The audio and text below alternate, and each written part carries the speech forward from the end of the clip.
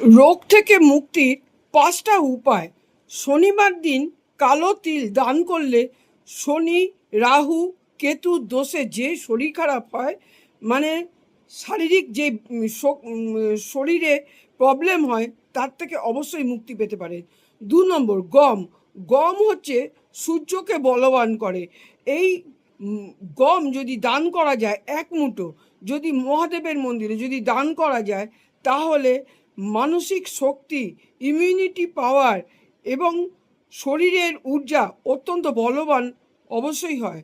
এবং 3 নম্বর, সাদা চাল, সাদা কাপড় যদি দান করা যায়, চন্দ্র গ্রহের সঙ্গে সম্বন্ধিত এটা এটা মনোবল বাড়ায়, মেন্টাল শান্তি আনে। এবং যারা কখনো কখনো চন্দ্র খারাপ থাকলে যদি কেউ মানসিক রোগী হয়ে যায়, অনেক পরিমাণে ভালো হয় এবং এতে ঘুম পর্যন্ত ভালো হয়। 4 নম্বর, মঙ্গল দোষ। মঙ্গল দোষ থাকলে মঙ্গল দোষ আর রক্তের সঙ্গে যদি কোনো সমস্যা থাকে, রক্তে কোনো প্রবলেম থাকে, তাহলে মঙ্গলবার মুসুর ডাল দান করুন, 1 মুঠো মহাদেবের মন্দিরে দান করুন প্রত্যেক মঙ্গলবার। 21টা মঙ্গলবার, 45টা মঙ্গলবার করলে ভালো হয়।